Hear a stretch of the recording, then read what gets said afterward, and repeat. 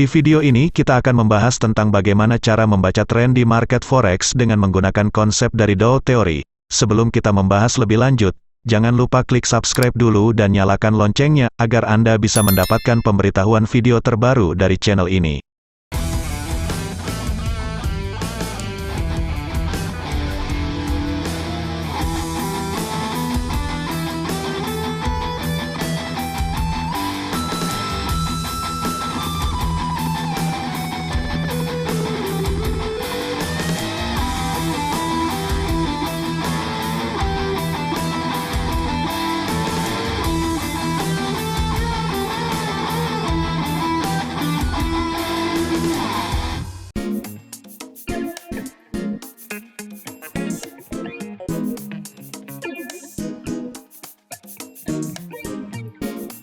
Harga di market bergerak di dalam suatu kecenderungan arah atau tren.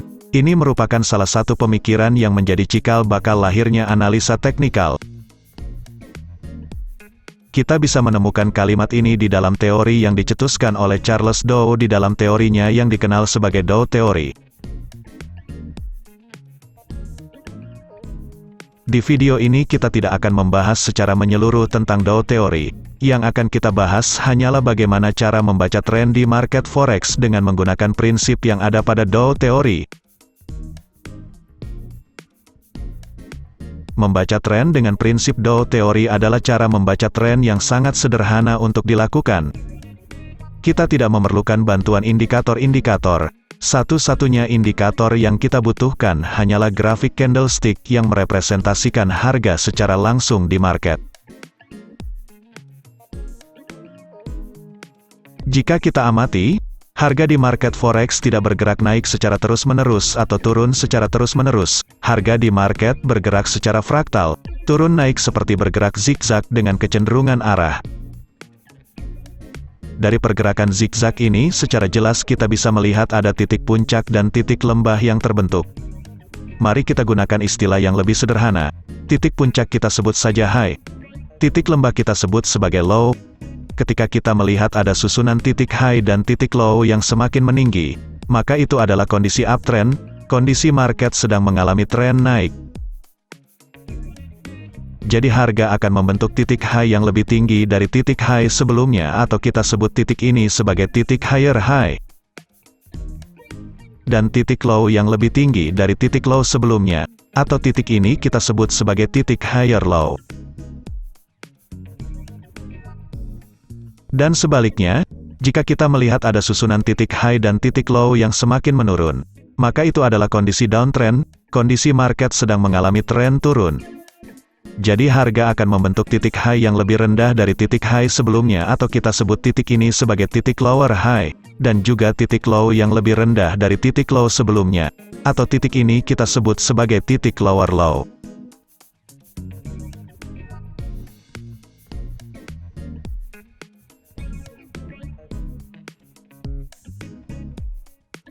Selain dua kondisi yang tadi, ada juga kondisi di mana titik high dan titik low levelnya sejajar atau hampir sejajar.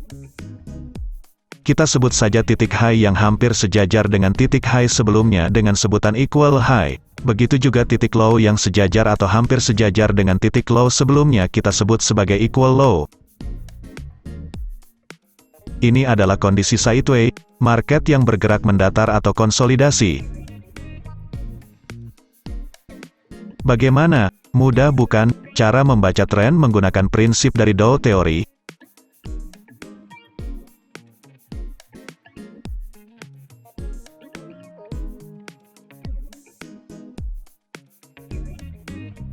Kemudian apa kegunaan membaca tren di dalam analisa market sebelum kita membuat transaksi trading?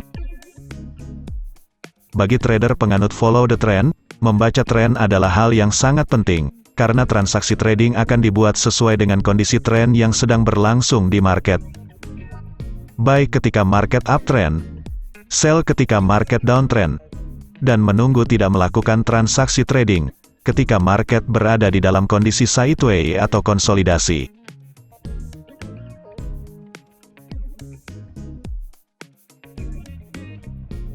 Di dalam teorinya, Charles Dow mengemukakan bahwa ada 3 jenis tren yang terbentuk di market. Ketiga jenis tren itu antara lain adalah tren mayor, tren sekunder, dan tren minor. Charles Dow mengilustrasikan ketiga jenis tren yang dimaksud seperti gelombang laut. Tren mayor adalah gelombang pasang, tren sekunder adalah ombaknya, dan tren minor adalah riak-riak pada ombak.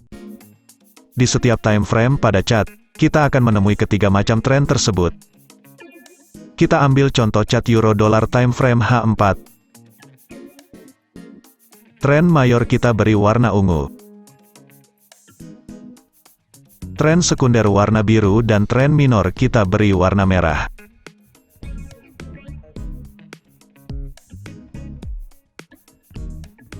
Pada gambar kita bisa melihat, tren mayor dibentuk oleh sekumpulan tren sekunder, dan tren sekunder dibentuk oleh sekumpulan tren minor. Charles Dow sendiri menyarankan sebaiknya kita mengikuti arah dari tren mayor jika ingin mendapatkan potensi profit yang besar.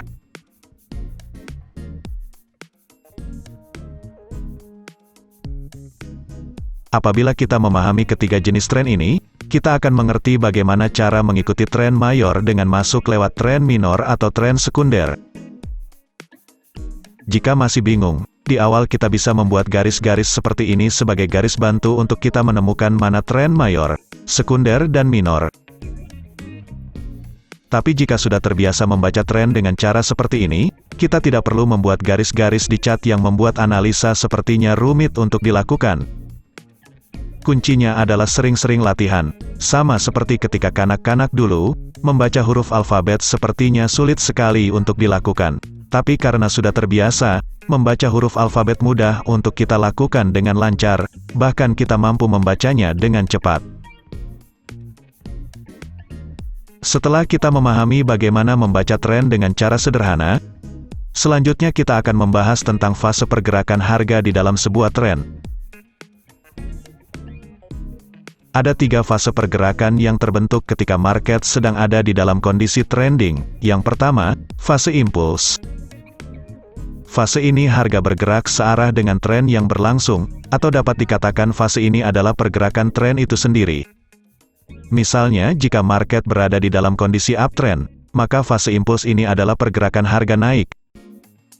Sebaliknya, jika market sedang berada di dalam kondisi downtrend, maka fase impulsnya adalah pergerakan harga turun.